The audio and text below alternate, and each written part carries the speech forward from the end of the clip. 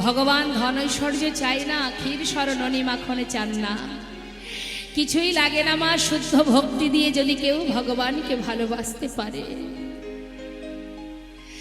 বললেন ওরে ভিখারি, দাঁড়ে দাঁড়ে ভিক্ষা করে যা পাস আমি তো তাতেই খুশি। মাগো, মহাভারতে ভগবান কৃষ্ণচন্দ্র যেদিন হস্তিনাপুরে যান, হস্তিনাপুরে যাওয়া মাত্রই অহংকার ছিল কার? কার ছিল অহংকার? দুর্যোধনের, তাই না? তার বড় অহংকার ছিল বাবা। তা এই দুর্যোধন কৃষ্ণকে বলেছিল, এসো বন্ধু সখা, আজ আমি নিজে হাতে তোমাকে রাজভোগ খাওয়াবো। ভগবান বলেছিলেন, দুর্যোধন আমি তো তোমার হাতে সেবা করব না সখা, খেতেই যদি হয়, সেবাই যদি করতে হয়, আমি বিদুরের ঘরে সেবা করব। বিদুর ছিলেন দাসী পুত্র, ওই বিদুরের ঘরে সাকর্ণ সেবা করেছিলেন ভগবান। জগৎ জীবকে শিক্ষা দিয়ে গেছেন, ওরে জীব, অমৃত দিয়ে ক্ষীরসর ননি মাখন দিয়ে আমায় পাওয়া যায় না। যদি তোদের মধ্যে এতটুকু ভক্তি থাকে, সেই ভক্তি দিয়ে যদি একটা তুলসী পত্র দিয়ে আমাকে কেউ ডাকে, আমি সেই ভক্তের ডাকে সাড়া দিই, আমি সেই ভক্তের ডাকে তার সামনে এসে দাঁড়াই। যদি তুলসী পাতা না থাকে, কোনো জীব যদি একটা ফুল দিয়েও আমাকে ডাকে, আমি তার ডাকে সাড়া দিই। একদিন দেবর্ষি নারদ জিজ্ঞাসা করেছিলেন, অদয়াময়, যদি ফুল তুলসী না থাকে জগতের জীব কিভাবে ডাকবে তোমায়? ভগবান বললেন, দেবর্ষি, যদি এক গণ্ডূষ গঙ্গা জল দিয়ে কেউ আমাকে স্মরণ করে, আমি তাতেই সাড়া দেব। প্রভু যদি জলও না থাকে? প্রভু বললেন, কোনো দুঃখ নেই, কেউ যদি আমাকে ভালোবেসে, আমার প্রত্যেকটি সন্তানকে আমি দুটি নয়ন দিয়েছি, একটাই দিয়েছি গঙ্গা, একটাই দিয়েছি যমুনা। জীব যদি দুফোঁটা নয়ন বাড়ি বরিশন করে যদি আমার চরণে আত্মনিবেদন করে যদি বলতে পারে, হে দয়াময়, দেবার মতো আমার কিছুই নেই, দুফোঁটা নয়নের জল তোমার চরণে সুপে দিলাম প্রভু। তুমি তো করুণাময় কাঙালের হরি, এই অধম, এই পাষণ্ড, এই পতিত জীব তোমার কৃপা পাওয়ার লাগে আশা করে বসে আছে। তুমি দয়ালে, তুমি করুণাময়, কৃপা করে একবার চরণ তলে ঠাঁই দাও।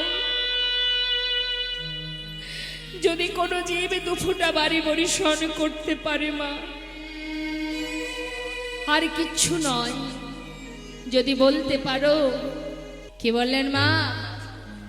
মাত্র দুফোঁটা বাড়ি বরিশন, আর কিছুরই দরকার নেই। আত্মনিবেদন করতে শেখো, আত্মনিবেদন করে তাকে সঙ্গে করে চলো, সঙ্গে নিয়ে চলো। যদি কেউ ডাকার মতো ডাকতে পারে, ভগবান বললেন, আমি তার চরণে যুগে যুগে দাস হয়ে পড়ে থাকি। তাই আজ আমার প্রভু বলছেন, ও ভিখারি, দরকার নেই তোর ক্ষীরসর ননি মাখনের, দরকার নেই, তোর যেমন আছে তুই তেমনটাই আমাকে সেবা দে, আমি তাতেই খুশি। ফেলে দে, যা কিছু নিয়ে চলেছিস সব ফেলে দে। তাই তো আমি ফেলে দিয়েছি বাবু, কি করব বলো? তখন লালা বললেন, ভিখারি, তবে কি এই প্রাসাদে থাকলে গোবিন্দকে ভুলে যেতে হয়? তা তো আমি জানি না বাবু। আচ্ছা শোনো, অভিখারি, তুমি আমার ঘরে থাকবে, তোমার সমস্ত খাওয়া পড়ার দায়িত্ব আমার। তুমি নিজে কৃষ্ণ নাম করবে, আর আমাকে কৃষ্ণ নাম শোনাবে। থাকবে তুমি আমার এই মহলে। বাবু, আপনার মহলে থাকলে আপনার মতো অবস্থা আমারও হবে। আমিও দিনে দিনে একটু একটু করে আমার গোবিন্দকে আমি ভুলে যাব। তাই বাবু, আমাকে আর আমাকে আর আপনি দাঁড় করিয়ে রাখবেন না, আমাকে বিদায় দিন। চলে গেল ভিখারি মা। লালা মনে মনে চিন্তা করলেন, তবে বুঝি এই বিষয়ের মধ্যে ডুবে থাকলে কৃষ্ণ ভজন হয় না? তবে কি এই ধন ঐশ্বর্যের মধ্যে থাকলে আমি আমার গোবিন্দের কৃপা থেকে বঞ্চিত থাকব? না না, আমি আর এখানে থাকতে চাই না। কি করব আমি? কি করা উচিত আমার? চিন্তা করছে লালা। একটু একটু করে চিন্তা করতে করতে হঠাৎ একদিন তিনি পালকি চেপে মা যাচ্ছে খাজনা আদায় করতে। হরিব। এখন বাবা যখন খাজনা আদায় করতে যাচ্ছে, গোটা রাজ্যে পালকি চেপে যাচ্ছে, সারাদিন ধরে খাজনা আদায় করে ঠিক সন্ধ্যা আগত সেই সময় ঘরে ফিরছে। হরিবল হরিবল।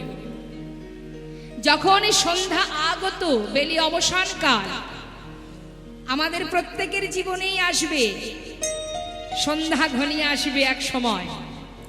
তাই লালা যখন ফিরছে তখন কাল সন্ধ্যা,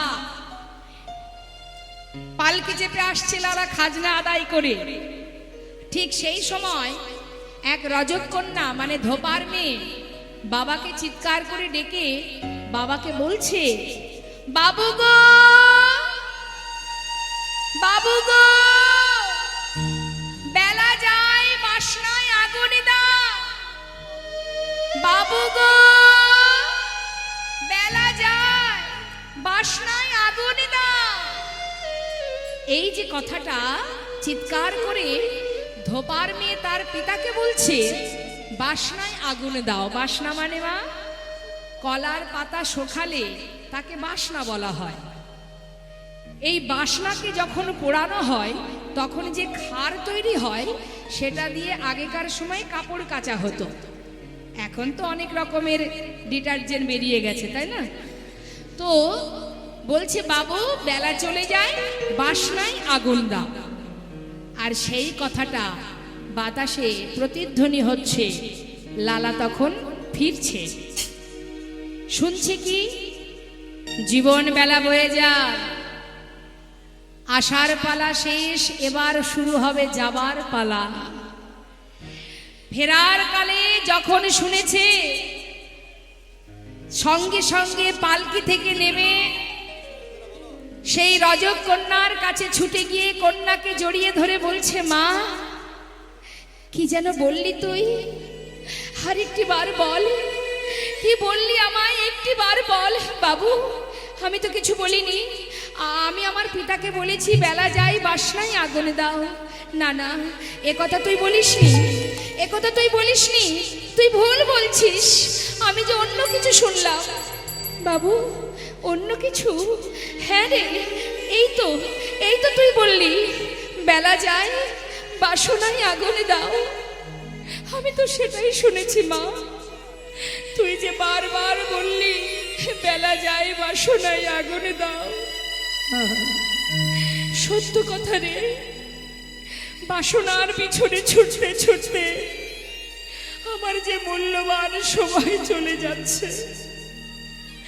কত সময় চলে গেল বিষয়ের মধ্যে ডুবে থাকতে থাকতে। আমার কামনা বাসনায় জীবনে বেলা বয়ে গেল রে মা। আর আমি থাকবো না। কি হবে থেকে? এখানে যে কিছুই নেই। আমি চলে যাব, আমি চলে যাব, সমস্ত কামনা বাসনায় আগুনে দিয়ে আমি জনমের মতো চলে যেতে চাই, আপন জনার কাছে ফিরে যেতে চাই।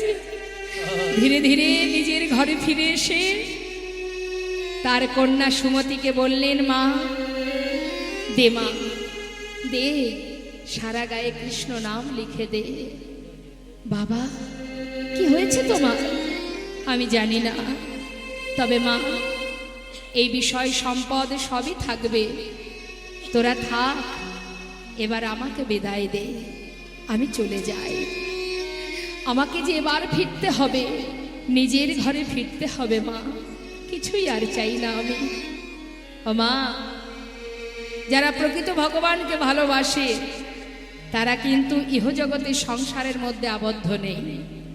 যেমন সরগোস্বামী একবার চিন্তা করুন, জয়রূপ সনাতন ভট্ট রঘুনাথ, শ্রীজীব গোপাল ভট্ট দাস রঘুনাথ, নামাচার্য শিলা ঠাকুর হরিদাস, যারা সর্বস্ব পরিত্যাগ করে নামকে সম্বল করে কৃষ্ণ চরণে গিয়ে সকলেই আশ্রয় নিয়েছে, গোবিন্দ কৃপা লাভ করেছে। জয় নিতাই। আর আমরা সংসারকে বেশি ভালোবাসি, তাই আমরা যেতে পারবো না। সংসারকে বেশি ভালোবাসি, কিন্তু আমরা বোকা, আমরা মূর্খ, তাই আমরা এখনো অনিত্য বস্তুকে নিয়ে আষ্টে পিষ্টে বসে আছি। এটা আমার, ওটা আমার করতে করতে দিন চলে যাচ্ছে। মহাজন বললেন, আমার আমার করে বুঝিতে না পারো, আমাতে কি আছে রত। কোন শক্তি বলে বেড়াই চলি, বলে কিসের অভাবে হয় দেহ পতন। দেহের মাঝে আছে প্রাণেরই সঞ্চার, তাহাতেই বলি আমার আমার। প্রাণ গেলে হবে সবাকার, সব নেশারি সকল। আজ যে সম্পদের মালিক তুমি, আজ যে রাজা কাল সে ভিখারি, কি তাই তো? আপনি কি জানেন, আজ যে অহংকারে আমি বসে আছি, অহংকার শুধু অর্থে হয় না, বিভিন্ন কারণে অহংকার হয়। অনেকে দেখবেন রূপেরও অহংকার আছে, আছে না? রূপের অহংকার, টাকার অহংকার, বিভিন্ন রকমের অহংকার হয়। তা অহংকার করে লাভ নেই। আজ যে তুমি রাজা কাল ভিখারি, কখন যে তোমায় ভগবান সর্বস্ব কেড়ে নেবে তুমি জানো না। তার একটা ছোট্ট প্রমাণ আপনাদের বলি মা, শুনুন। এগুলো শুধু শুনলে হবে না, এগুলো হৃদয় মাঝে, অন্তর মাঝে বসাতে হবে। প্রত্যেকটা কথা হৃদয়ঙ্গম করতে হবে, না হলে কোনোদিন এই অন্ধকার থেকে আলোর পথ আমরা খুঁজে পাবো না। কথাগুলো কি বলছে শুনুন। যিনি মস্ত বড় রাজা, যার নাম, যিনি অযোধ্যার রাজা, এই অযোধ্যার রাজা যিনি হরিশ্চন্দ্র, তিনি মস্ত বড় রাজা হয়ে একদিন সর্বহারা হয়েছিলেন মা। কিভাবে? এই হরিশ্চন্দ্র তিনি প্রতিদিন বনে যেতেন মৃগয়া করতে। এদিকে কি হচ্ছে দেখুন, বিশ্বামিত্র মুনি একটা ফুলের বাগান তৈরি করেছে, আর সেই বাগানে খুব সুন্দর ফুল ফুটে আছে, এবং ওই রাস্তা দিয়ে যে যায় সে ওই একটা করে ফুল তুলে নেয়। তাই বিশ্বামিত্র মুনি দেখছে যে বাগান থেকে সব ফুল তুলে নিচ্ছে, তাহলে এক কাজ করি, প্রত্যেকটা ফুলে আমি মন্ত্রপুত করে রাখবো, যে ফুলে হাত দেবে সেই ফুলে বাধা পড়ে যায়। এবার বিশ্বামিত্র মুনি কি করেছে, প্রত্যেকটা ফুলে মন্ত্রপুত করে রেখেছে, যাতে কেউ হাত দিতে না পারে, আর হাত দিলেই কিন্তু সে ফুলের মধ্যে বাধা পড়বে। ঠিক তার পরের দিন কি হলো মা, ওই রাস্তা দিয়ে যে যাচ্ছে, যেই না ফুলে হাত দিচ্ছে, ফুলের মধ্যে বাধা পড়ছে। এদিকে অযোধ্যার সম্রাট রাজা হরিশ্চন্দ্র তিনি যাচ্ছেন বনমাঝে মৃগয়া করতে। যাবার কালে ফুলের মধ্যে অনেক রমণীকে বাধা থাকতে দেখে তিনি নিজের ক্ষমতা দিয়ে তিনি তাদেরকে উদ্ধার করেছিলেন। এই যে উদ্ধার করেছিলেন, বিশ্বামিত্র মুনির অনুমতি ছাড়া তিনি এই কর্ম করেছিলেন বলে বিশ্বামিত্র মুনি তিনি রাজদ্বারে এসে রাজাকে বলেছিলেন যে, শোনো হরিশ্চন্দ্র, তুমি আমার অনুমতি ছাড়া যে কর্ম করেছো, এর জন্য তোমাকে সাজা পেতে হবে। তা সাজাটা কি দিয়েছিলেন মা?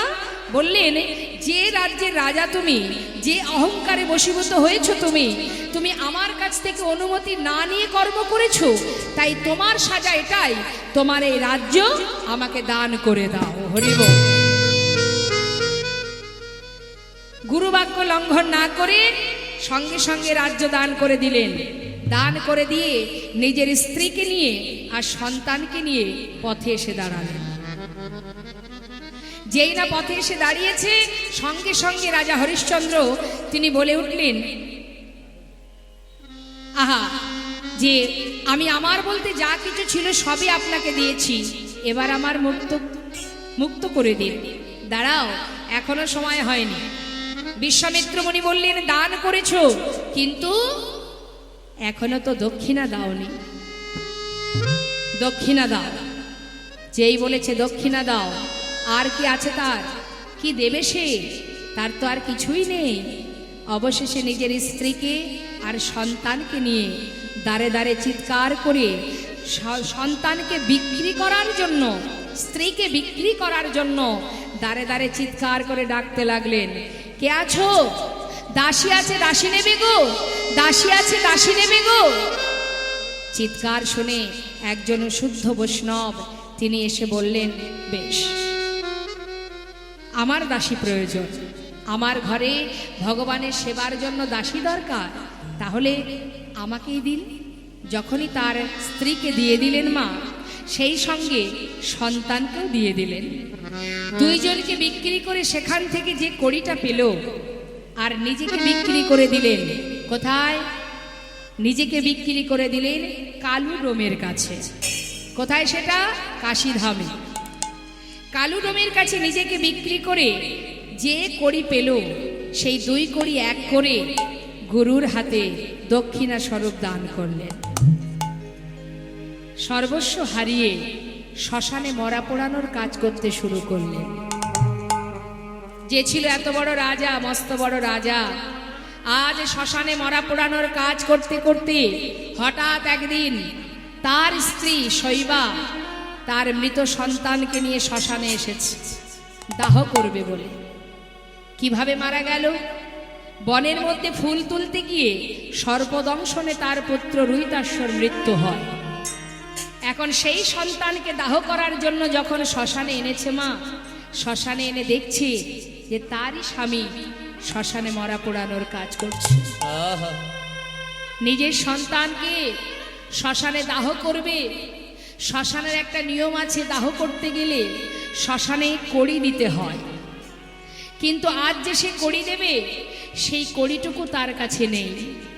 তাই গঙ্গার ঘাটে বসে মস্ত বড় রাজা হরিশ্চন্দ্র আজ শূন্য হাতে বসে বসে কাঁদছে, আর মাধবকে ডেকে বলছে, মাধব,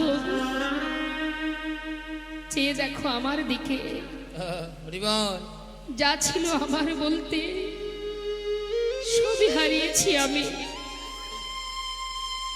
আজ যে শ্মশানে একটা কড়ি দেব, সেই কড়িটুকু আমার হাতে নেই। কেমন করে উদ্ধার হব আমি? মুক্তি পাবো কেমন করে? পার করে নিয়ে যাবে কে?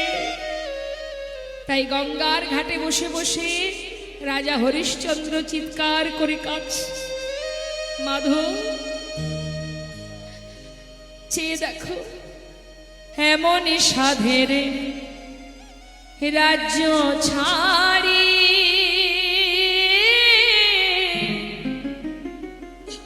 মাধবে হলাম আমি দিন ভিখারি গো। ওকে মাধব রে, সর্বস্ব পরিত্যাগ করে শূন্য হাতে গঙ্গার ঘাটে বসে আজ মাধবের কৃপা লাভ করবার জন্য মাধবের শরণাপন্ন হলেন। ঠিক তেমন আজ লালাও মা জীবনের যা কিছু ছিল সব ত্যাগ করে দিয়ে কৃষ্ণ ধনে ধনী হবার জন্য সারা গায়ে কৃষ্ণ নাম লিখে তার কন্যাকে বলেন, সুমতি, সর্বস্ব রইল মা, তোর মায়ের কাছেও আমি আর দেখা করতে চাই না, তাহলে আমার কৃষ্ণ ভজনের বাধা সৃষ্টি হবে। তাই সর্বস্ব ত্যাগ করে বিদায় নিয়ে মদনে কৃষ্ণ নাম, সারা গায়ে কৃষ্ণ নাম গাইতে গাইতে চললেন বৃন্দাবনের পথে। হরিবল হরিবল।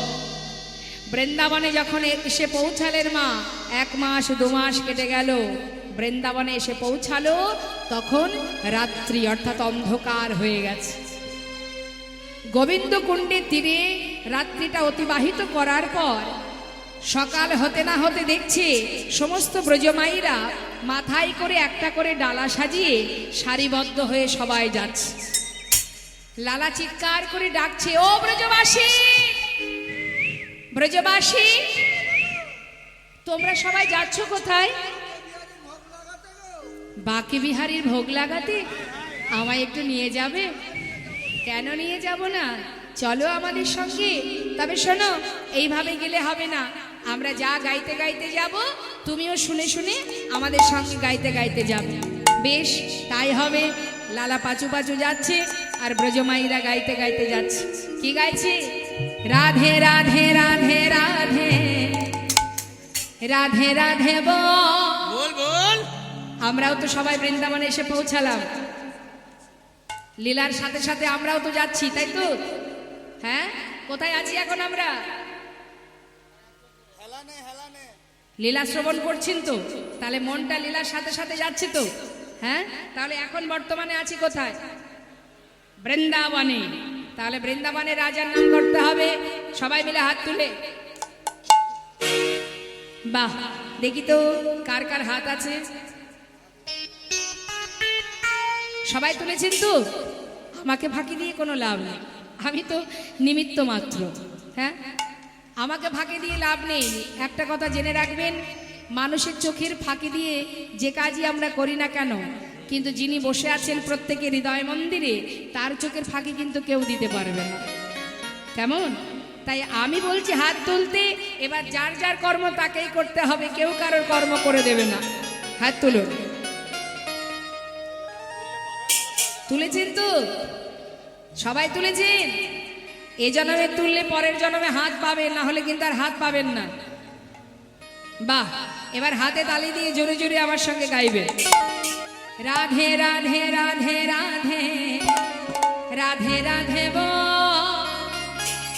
রাধে রাধে রাধে রাধে রাধে রাধে বল বল রাধে রাধে রাধে রাধে রাধে রাধে বল রাধে রাধে রাধে রাধে রাধে রাধে বল বল রাধে রাধে রাধে রাধে রাধে রাধে বল রাধে রাধে রাধে রাধে রাধে রাধে বল রাধে রাধে রাধে রাধে রাধে রাধে বল রাধে রাধে রাধে রাধে রাধে রাধে বল রাধে রাধে রাধে রাধে রাধে রাধে বল রাধে রাধে রাধে রাধে রাধে রাধে বল রাধে রাধে রাধে রাধে রাধে রাধে বল রাধে রাধে রাধে রাধে রাধে রাধে বল।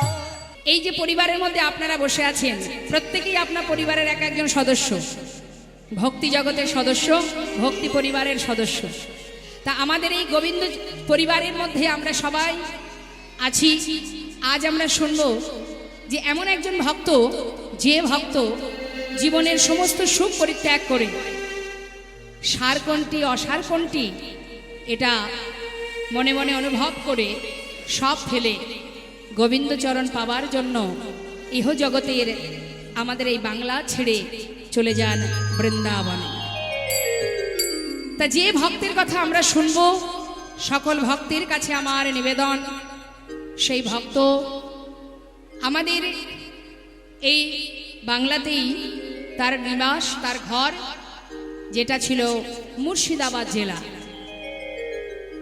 মায়েরা একটু মন দেবেন, মুর্শিদাবাদ জেলার যিনি ছিলেন মস্ত বড় জমিদার, যার নাম লালা। এই লালা যখন জন্মগ্রহণ করে, তার বাবা জমিদারি করতেন এবং তার বাবার বাবা যিনি, অর্থাৎ লালার ঠাকুর দাদা, যিনি ছিলেন গঙ্গা গোবিন্দ সিংহ। পরিবারটা ছিল সিংহ পরিবার, আপনারা নিজেরা গিয়েও দেখে আসতে পারেন। তো সেই সিংহ পরিবারে গঙ্গা গোবিন্দ সিংহের একমাত্র সন্তান।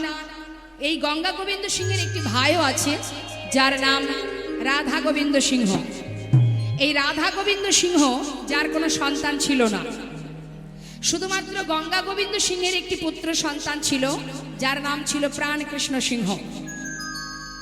এই প্রাণকৃষ্ণ সিংহের একমাত্র পুত্র, যার নাম কৃষ্ণচন্দ্র সিংহ, যাকে ঠাকুর দাদা ভালোবেসে নাম দিয়েছিলেন লালা। তা মা, এই লালা যখন তার 12 বছর বয়স, একটু মন দেবেন কথার মধ্যে, 12 বছরের শিশু কিন্তু আমাদের ঘরে ঘরে আছে। একটা 12 বছরের শিশুর মধ্যে কতটা ভক্তি তৈরি হয়েছে একবার অনুভব করুন। এটারই আমাদের অভাব। আমরা কীর্তন শুনলে কি হবে, প্রত্যেকটা জায়গায় যাচ্ছি, কীর্তন শ্রবণ করছি, কিন্তু হৃদয় মাঝে ভক্তি তৈরি হচ্ছে না। আর ভক্তি যদি তৈরি না হয়, তাহলে মনুষ্যকুলে জন্ম পাওয়াই বৃথা হয়ে যাবে, কোনো লাভ নেই।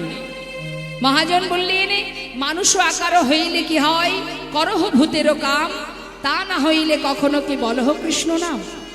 অর্থাৎ তুমি মানুষের আকার, দেখতে তোমার মানুষের মতো, কিন্তু কর্ম করছো তুমি ভূতের কর্ম। অর্থাৎ আসল কাজ তুমি ভুলে গেছো, নিজের কাজ ভুলে গেছো। সংসার জীবনে যে কর্ম তুমি করছো, এই কর্ম ইহ জগতে এই মায়ার সংসারের কর্ম, এই কর্ম তোমার সঙ্গে যাবে না। এই কর্ম সংসারেই পড়ে থাকবে, এই পৃথিবীতে মর্তধামে মায়ার সংসারে পড়ে থাকবে, খালি হাতে তোমায় ফিরতে হবে। তাহলে এমন কিছু কর্ম করো, যে কর্ম করার জন্য তুমি এই ধরায় এসেছিলে, যে কর্ম করবে বলে তুমি এখানে এসেছিলে। तुम कहां से आए हो और जाओगे कहां, इतना दिल विचार लो बस हो गया भजन। তুমি জানো তোমার আসল পরিচয়টা কি?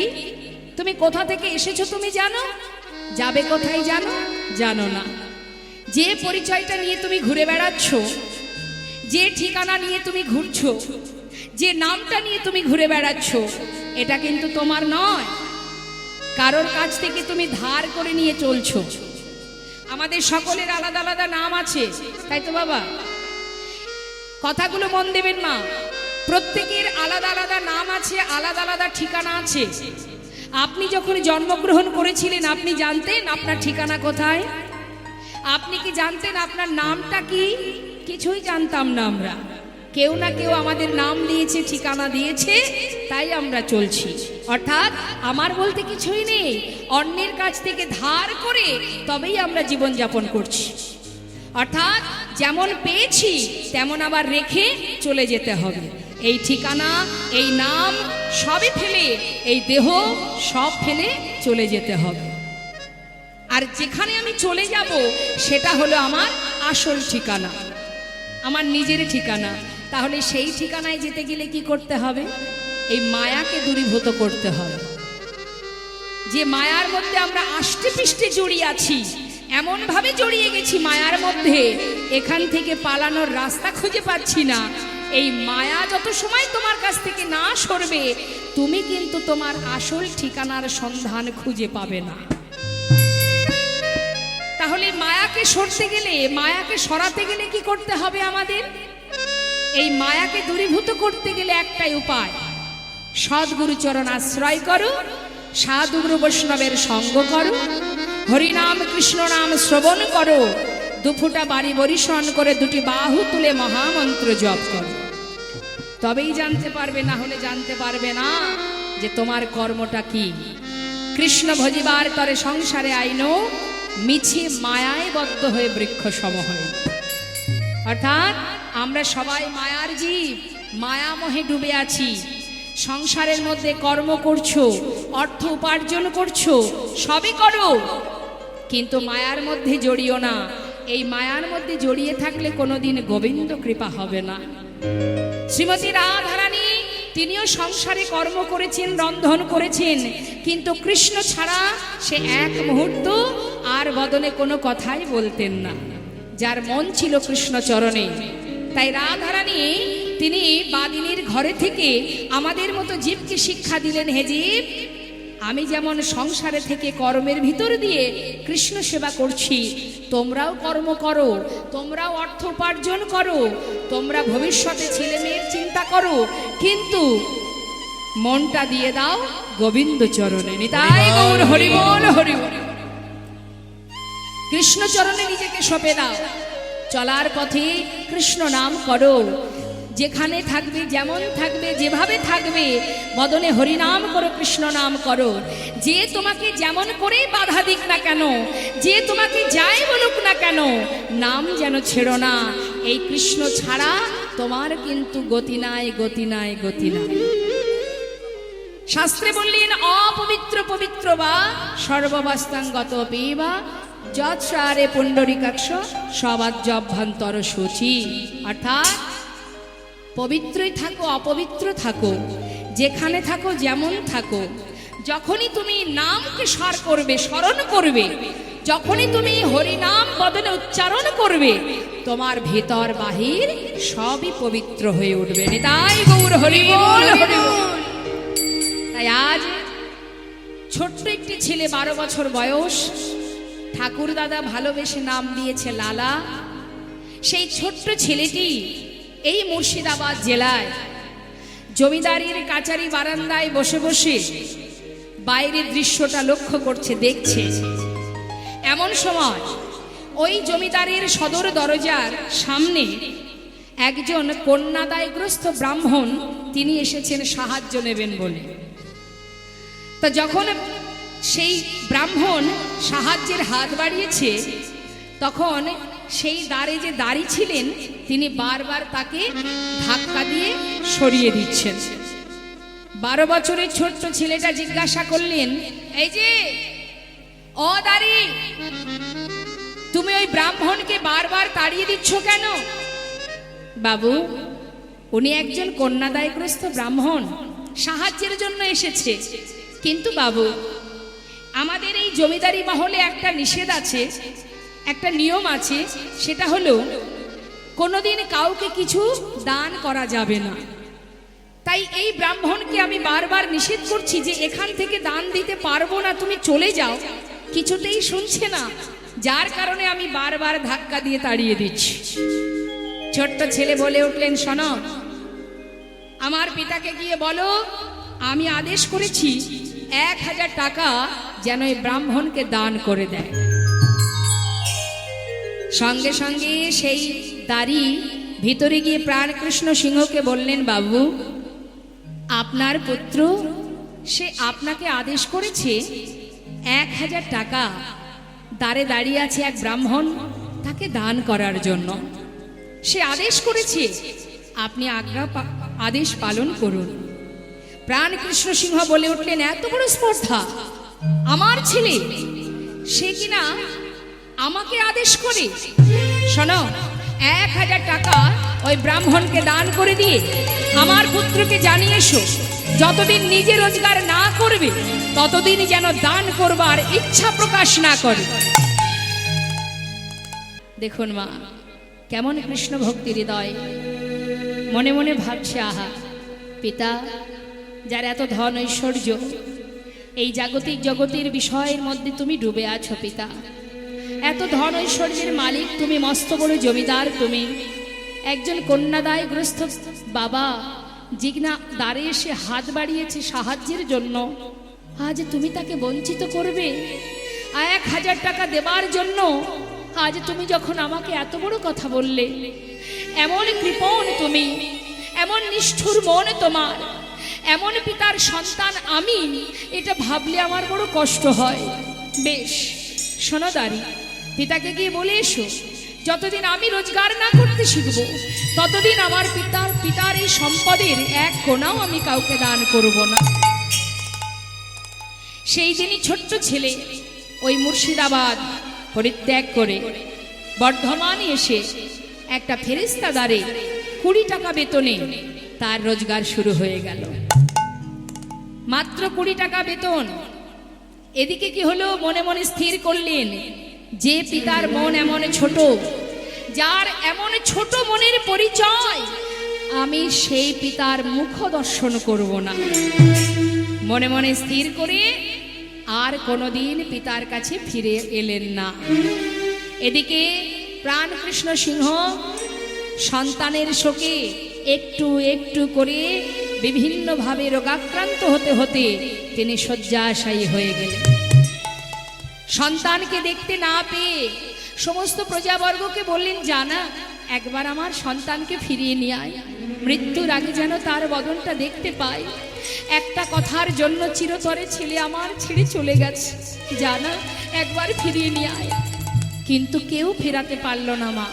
না, এমন পিতার মুখ আমি আর দেখতে চাই না, যার এমন নিষ্ঠুর মনোবৃত্তি, আমি তার মুখ দেখতে চাই না। এলো না। শয্যাশায়ী প্রাণকৃষ্ণ সিংহ বিছানায় শুয়ে শুয়ে ভগবানের কাছে প্রার্থনা করছে, প্রভু, একমাত্র নয়নের মণি আমার চিরতরে আমায় ছেড়ে চলে গেছে, আমি ছাড়া ওর আর কেউ নেই। তাই আজ ওকে যখন আমার ভাগ্যে হলো না দেখা, আমার সন্তান আমি চিরতরে তোমার চরণে দিয়ে গেলাম দয়াময়। তোমার কাছে নিবেদন করলাম, ওর যে আর কেউ নেই, তুমি দেখো প্রভু, তুমি ওকে দেখো, রক্ষা করো হে তুমি হে ভগবান, হে জগতে সব কিছু তোমারই তো রক্ষা করো হে তুমি হে ভগবান, এই জগতে সবই কিছু তোমারই তো দান। তুমি আছো হরি এই বিশ্ব চরাচরে, তুমি আছো হরি এই বিশ্ব চরাচরে, তুমি আছো হরি বিশ্ব চরাচরে, তুমি আছো হরি এই বিশ্ব চরাচরে, শেষের দিনে হরি ডাকে গো তোমারে, তুমি আছো হরি বিশ্ব চরাচরে, শেষের দিনে হরি ডাকে গো তোমারে। রক্ষা করো হে ভগবান,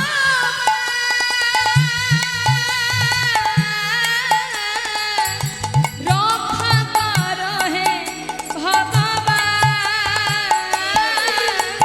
একবার রক্ষা করো হে ভগবান, একবার রক্ষা করো হে তুমি হে ভগবান, বলো এ জগতে সব কিছু তোমারই যে দান, বলো এ জগতে সব কিছু তোমারই যে দান।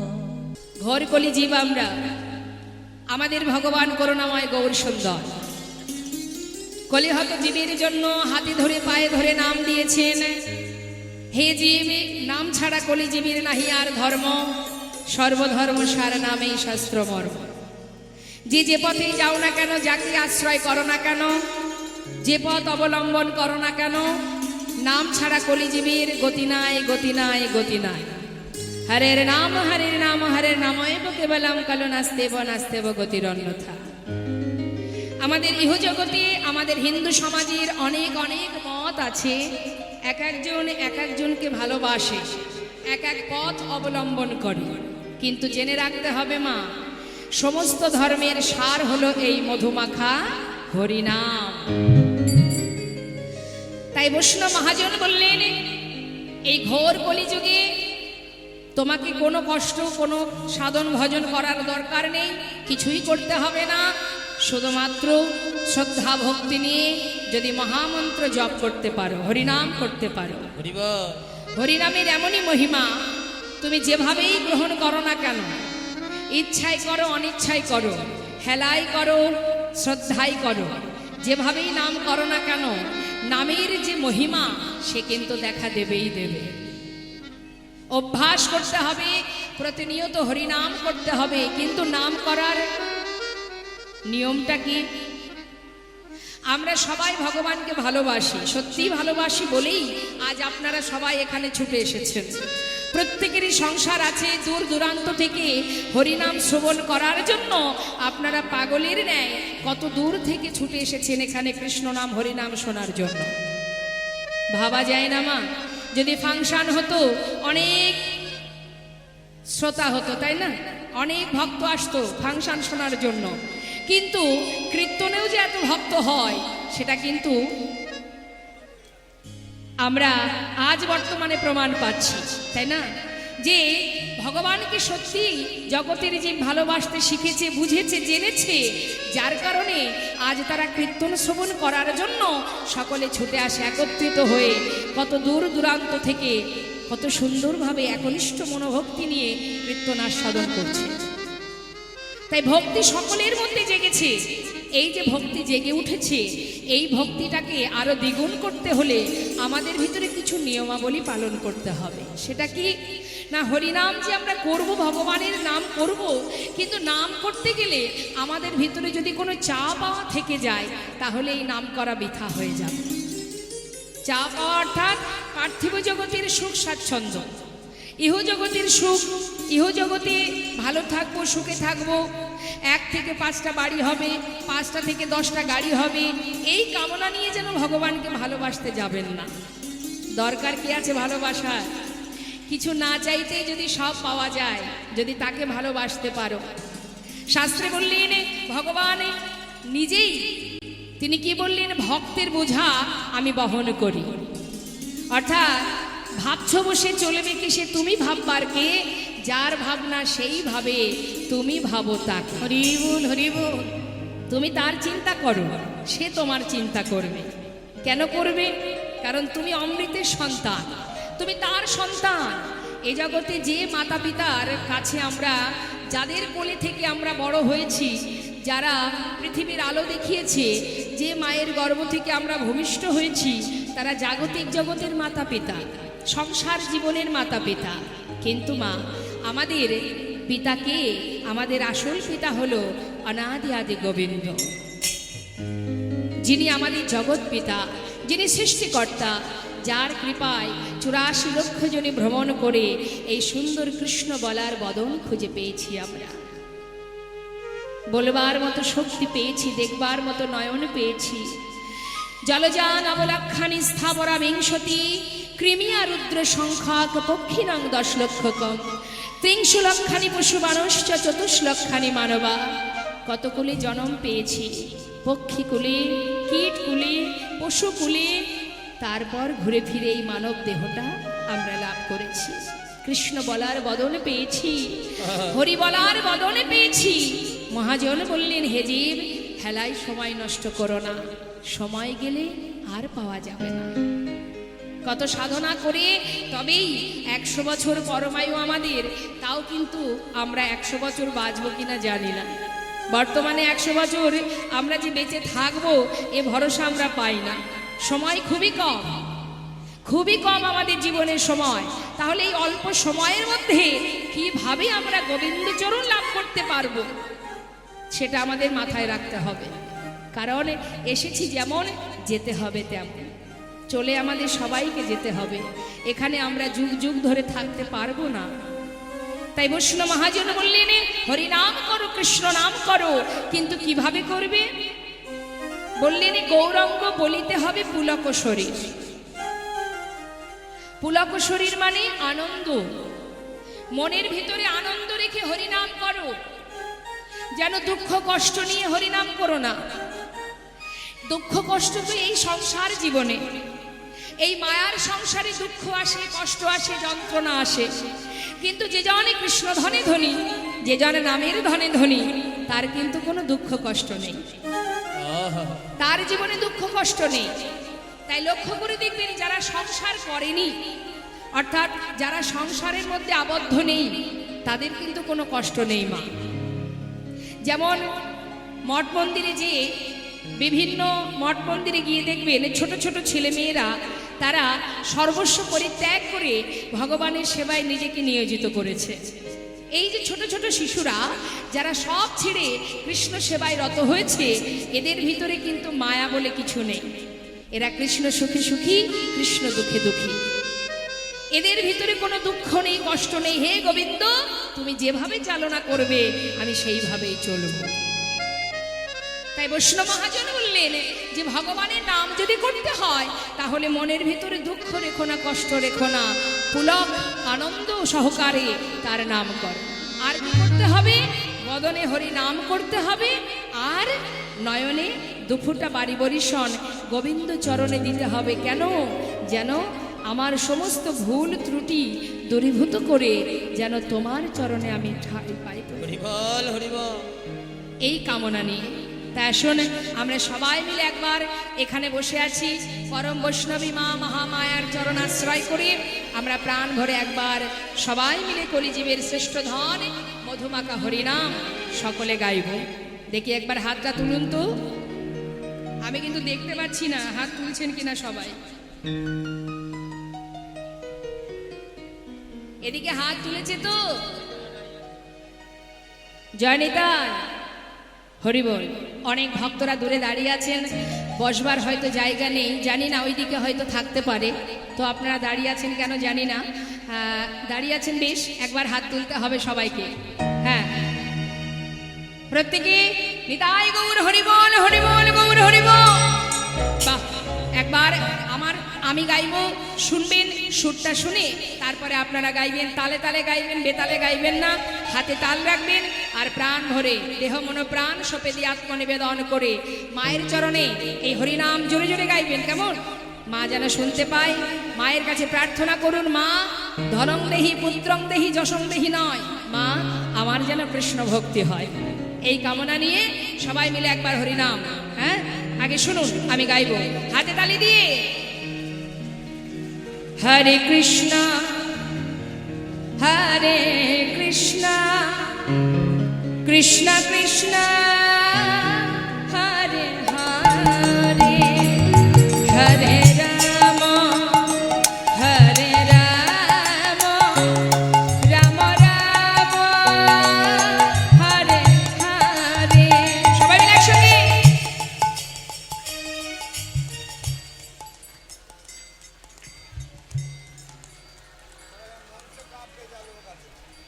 কি হচ্ছে এটা?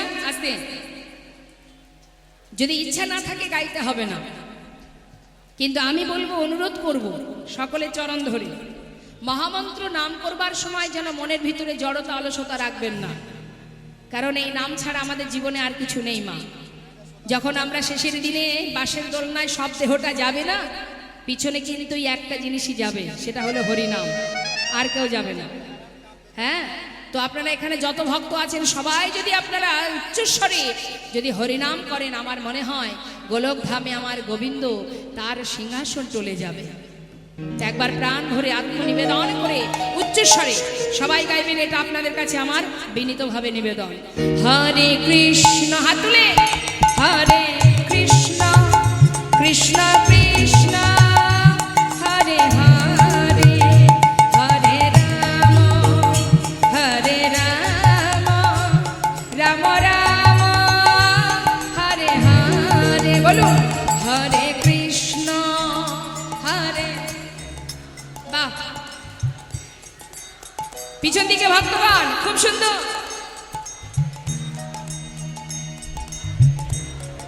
বাবা,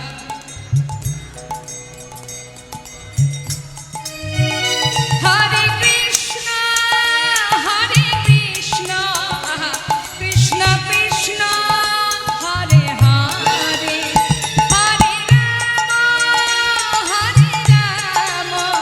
রাম রাম হরে হরে, হরে কৃষ্ণ।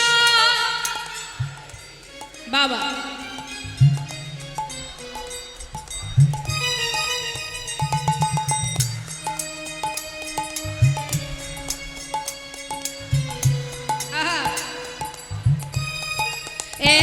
হরে কৃষ্ণ হরে কৃষ্ণ কৃষ্ণ কৃষ্ণ হরে হরে, হরে রাম রাম রাম হরে হরে, হরে কৃষ্ণ হরে কৃষ্ণ কৃষ্ণ। বাবা,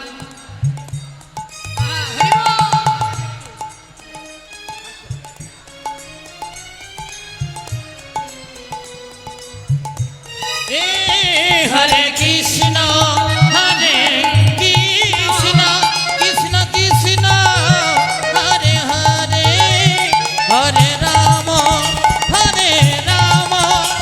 রাম রাম হরে হরে, হরে কৃষ্ণ কৃষ্ণ কৃষ্ণ হরে হরে, হরে রাম রাম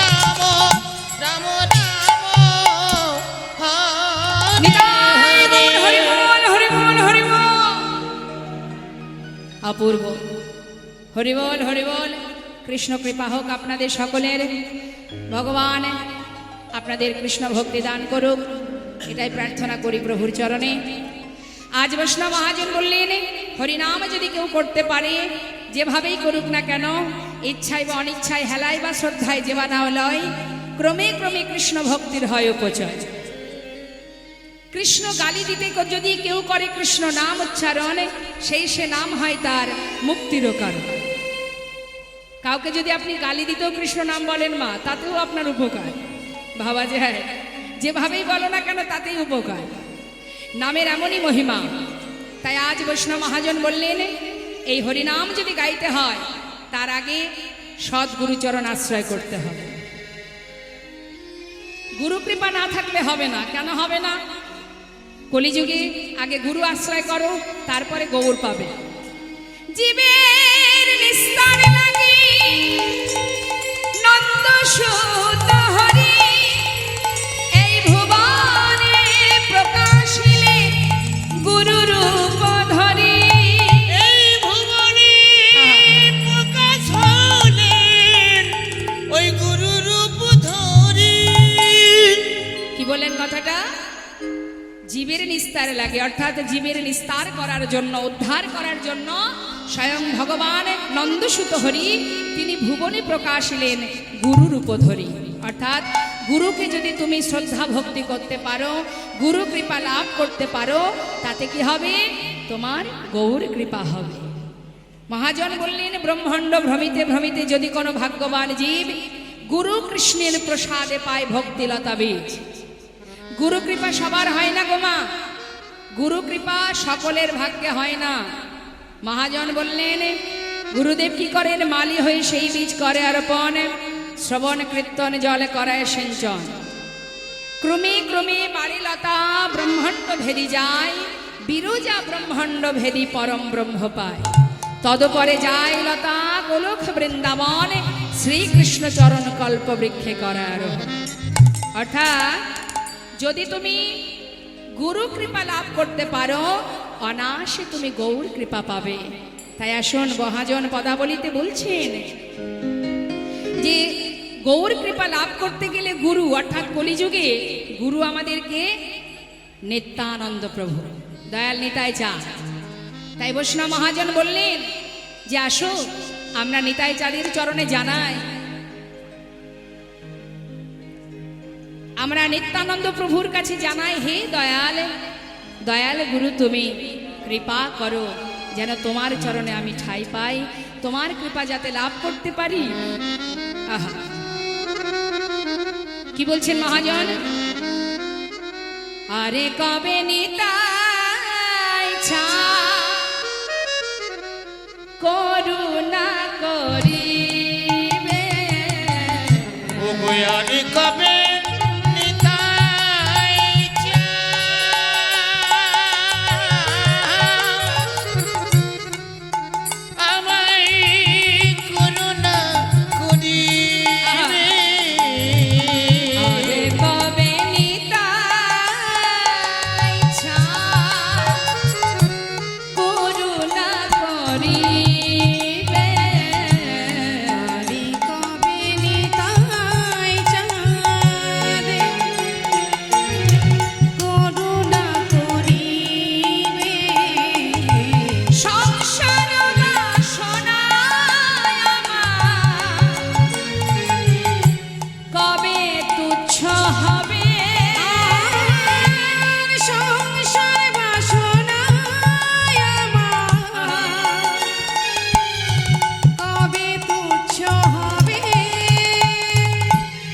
বিষয় ছাড়িয়া কবে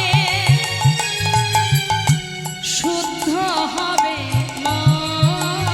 আমার বিষয় ছাড়িয়া কবে শুদ্ধ হবে কবে যাব ওই মধুর বৃন্দাবন,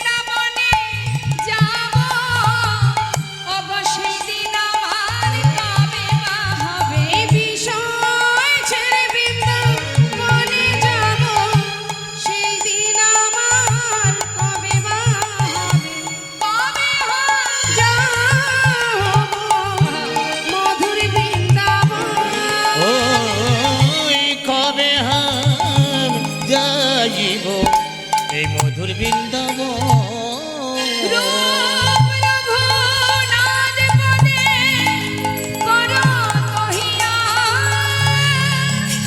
সেবায় অভিলাষ মাগে ঠাকুর নরোত্তম দাস।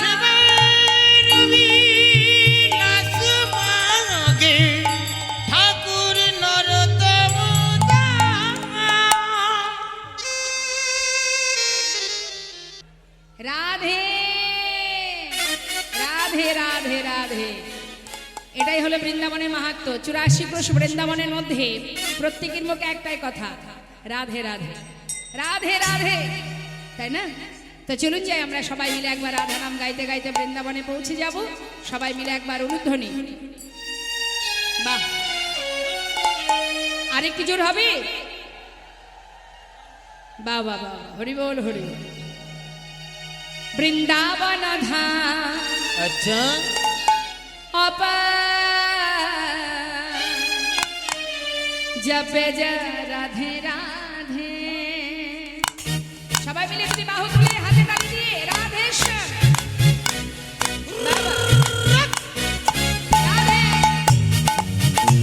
রাধা রানী কি জয় শ্যাম সুন্দর কি জয় বৃন্দাবন ধাম কি জয়।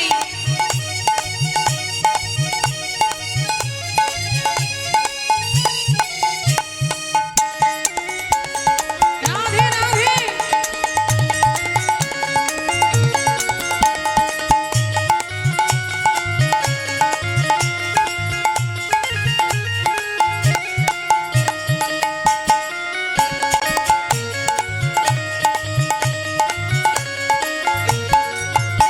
বৃন্দাবন ধাম বৃন্দাবন ধাম অপার, জপে যা রাধে রাধে। বৃন্দাবন ধাম অপার জপে যা রাধে রাধে। জপে যা রাধে রাধে, ভজে যা রাধে রাধে। ও জপে যা রাধে রাধে, ভোজে যা রাধে রাধে। ও রাধে अलबेली राधे अलबेली सरकार जपे जा राधे राधे। ओ राधे अलबेली सरकार जपे जा राधे राधे।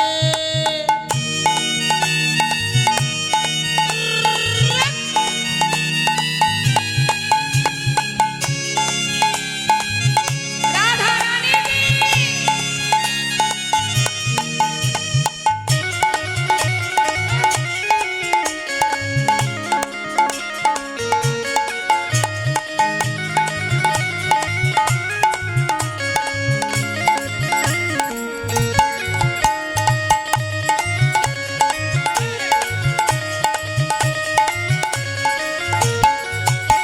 जो राधा राधा गावे, वो प्रेम पदार्थ पावे। जो राधा राधा गाए, जो प्रेमी पदार्थ पावे। কি বললেন? যদি কেউ রাধা নাম গাইতে পারে, মানে রাধাকে স্মরণ করতে পারে, অনায়াসে গোবিন্দ কৃপা লাভ করা যায়। গোবিন্দকে আলাদা করে ডাকতে হবে না। যদি রাধাকে ভজতে পারো, গোবিন্দের কৃপা পেয়ে যাবে। जो राधा राधा गावे, वो प्रेम पदार्थ पावे। जो राधा राधा गाए, जो प्रेमी पदार्थ पावे। वो को है जाए बेड़ा पार। जपे जा राधे राधे। ओ बक हो जाए मेरा पार जपे जा राधे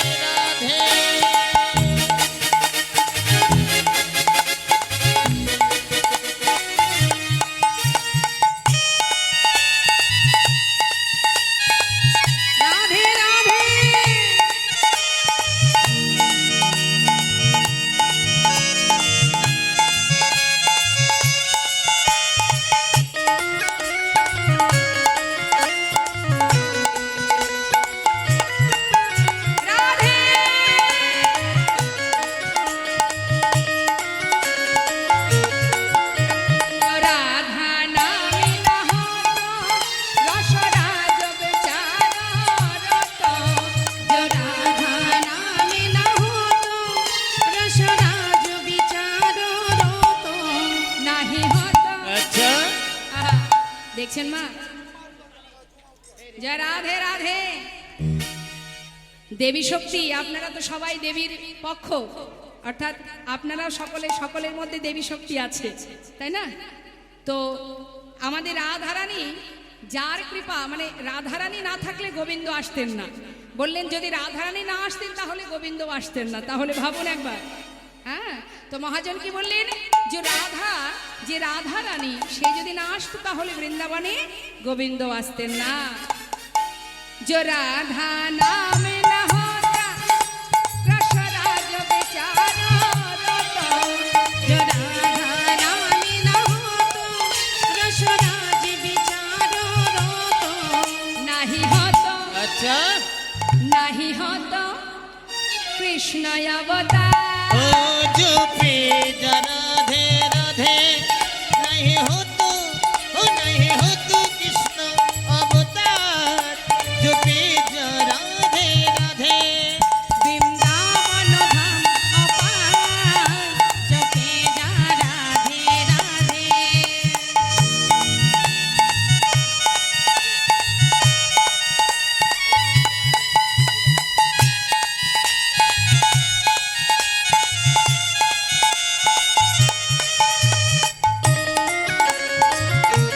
राधा रानी की